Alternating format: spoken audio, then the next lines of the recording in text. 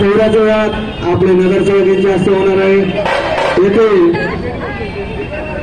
आलेले पदाधिकारी विधानसभा सभा याची नोंद घ्यायची आहे।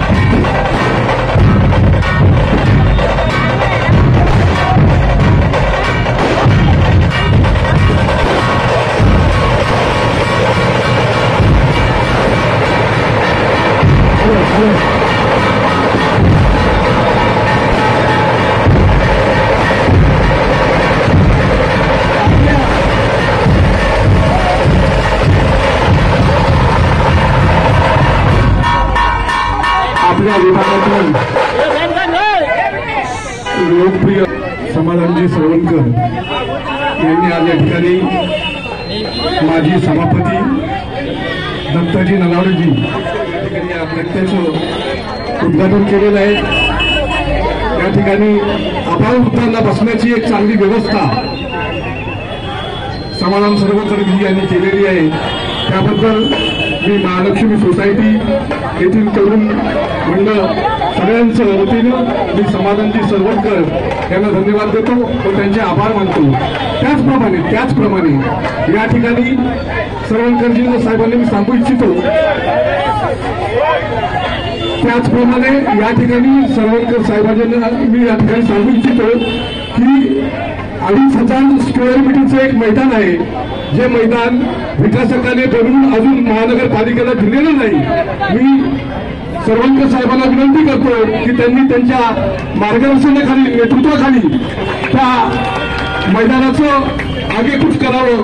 हायकोर्टाने ते मैदान बनवून द्यावं असे विकासकाला ऑर्डर दिलेली आहे, परंतु अजूनपर्यंत ते मैदान झालेलं नाही। मी सरवणकर साहेबांना पुन्हा एकदा विनंती करतो की त्यांनी मुख्यमंत्र्यांच्या माध्यमातून विकासकाची बैठक SRA मध्ये बोलून त्या मैदानाचं उद्घाटन करावं आणि त्या मैदानाला धर्मवीर आनंद दिघे साहेबांचं नाव द्यावं, ही अशी मी त्यांना विनंती करतो। जय हिंद, जय महाराष्ट्र।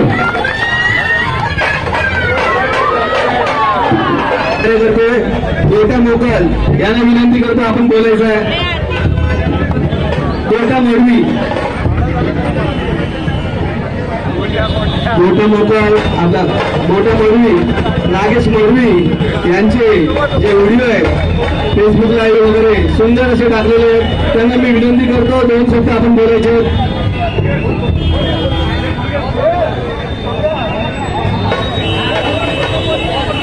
प्रथम सगळ्यांना जय महाराष्ट्र। कार्यसम्राट नगरसेवक समाधान सरवणकर साहेबांनी आज हे कट्टा बनवलाय। आज आपल्या वयस्कर लोकांना बसण्याची जागा नव्हती, आज ही उपलब्ध करून दिल्याबद्दल त्यांचा मनापासून धन्यवाद करतो। साहेब, आपण आमच्या लाईट बंद होत्या, इथे बरेच राजनीती झाले, पण आपण एकमेव नगरसेवक आहे की आपण ही सगळी चालू केली आहे, त्यामुळे आपला धन्यवाद करतो। एकदा वापस बोलतो, जय महाराष्ट्र। आवाज कुणाचा? आवाज कुणाचा?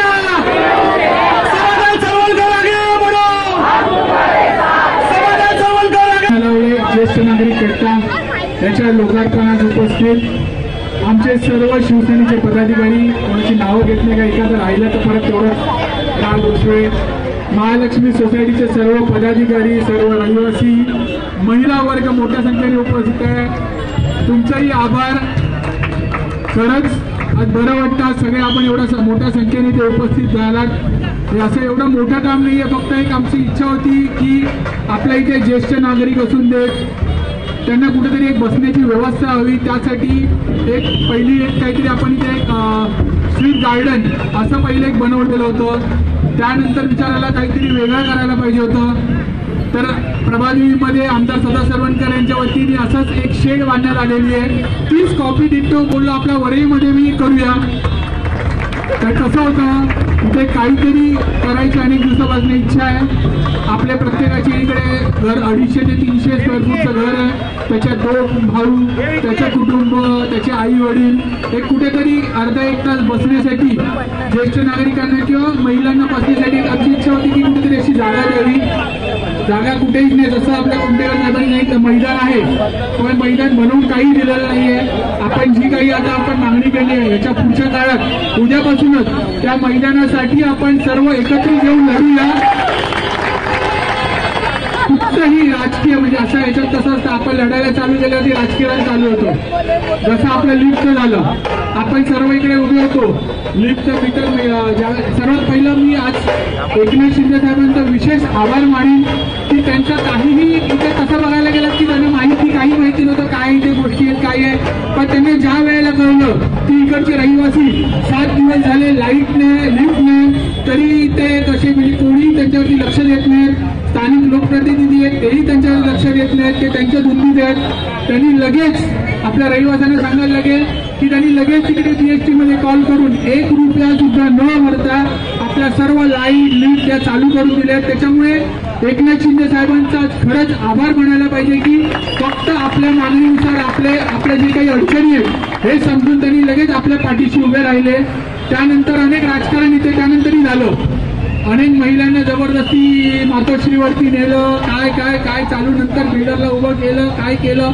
माझं एवढंच म्हणणं आहे, ठीक आहे ह्याच्या आधी आपण मातोश्रीवर जायचो कारण की ते पक्ष नेते होते, मुख्य नेते होते, बाळासाहेब होते.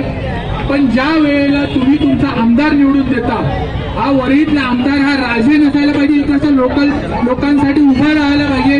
तुमच्या घरचे तुम्ही राजे असाल, इकडे सामान्य आमदार हा सामान्य म्हणजे राहणारा असायला पाहिजे. ही आमची मागणी होती. आणि आमदारांनी लोकांकडे यायचं की लोकांनी त्याच्या घरी जाऊन तिकडे बसायचं. आम्ही जर तुम्हाला निवडून दिलं तर इकडची लोक बँड्राला का जाणार, मातोश्रीला का जायचं? तुम्ही जर आमदार आहात, तुम्ही जर लोकप्रतिनिधी आहात, तुम्ही मतं मागायला पण नाही आला तरी लोकांनी तुम्हाला मतदान केलं.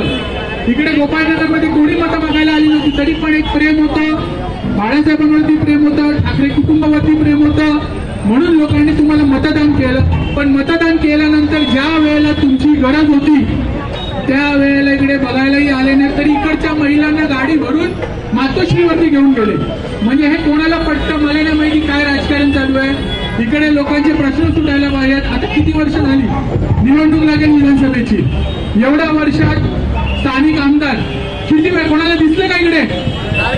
मी मृगेशला काही मस्करीमध्ये बोललो, आपल्याला एकदाच दिसलेले, ज्याला मृगेशने आल्यावरती तुमची त्यांना घातलेली होती. त्याला बातमी एवढी जोरात झाली. त्यानंतर इकडे आमदारांना यायला वेळही मिळाला नाही, काही नाही. कसंही असून दे, कितीही आपले इतर पक्ष असून दे, आपण ज्या वेळेला सुनील शिंदे आपले आमदार होते, कधीही गरज पडली त्यावेळेला धावून ते स्वतः इकडे यायचे. पक्ष वेगवेगळे असून दे, पण काम करणारा माणूस हा काम करणारा असतो. आणि जर काम करत नसेल तर त्याला आपल्या सर्वांना माहिती. आता मी तुम्हाला सांगतो, 2 दिवस फक्त 1 तास फक्त कमला मिलची लाईट घालून दाखवा, पाणी बंद करून दाखवा, मातोश्रीवरचे नेते डायरेक्ट इथे धावत येते. त्यांना सामान्याची काही देणे घेणं नाही. ते टॉवरमध्ये तुमच्याकडे आले नाही, पण टॉवरमध्ये थोडीशी आग लागलेली त्यावेळेला मातोश्रीवरनं रात्री 2 वाजता आमदारीचे आले. ते म्हणजे टॉवरमध्ये जायला वेळ आहे, पण सामान्यांसाठी ते वेळ नाहीये. त्याच्यामुळे ह्या सगळ्या गोष्टी आहेत. येणाऱ्या काळात राजकारण, आता आपण गार्डनचा विषय काढला, महाबली घेतो. येणाऱ्या काळात आपण महानगर त्या गार्डनसाठी प्रयत्न करू. पण आपण प्रयत्न केले गेल्यावर रात्री तुमच्या व्हॉट्सअपवरती मेसेज पडेल बघा की आमदारांनी उद्या पुढाकार घेतले आणि विकासाकडे बोलवले आणि गार्डन तुम्हाला मिळणार. आला मेसेज. म्हणजे जी गोष्ट होणार आहे त्याचा मेसेज लगेच तुमच्यापर्यंत पोहोचेल.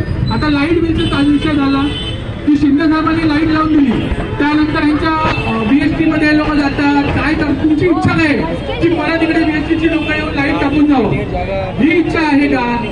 लोकांची कामं आता तुम्हाला जर खरंच काम करायचं असेल तर लोकांना सांगायचे आमची लाईट बिलचा विकास तर भरणारच आहे, त्याच्यासोबत जे काही मेंटेनन्सचे पैसे आहेत या सर्व गोष्टी आहेत त्याच्यासाठी बोला. त्याची गोष्ट आलेली आहे, लाईट आहे, पाणी आहे, लिफ्ट चालू झाली आहे, ठीक आहे, याची काळजी आम्ही घेऊ.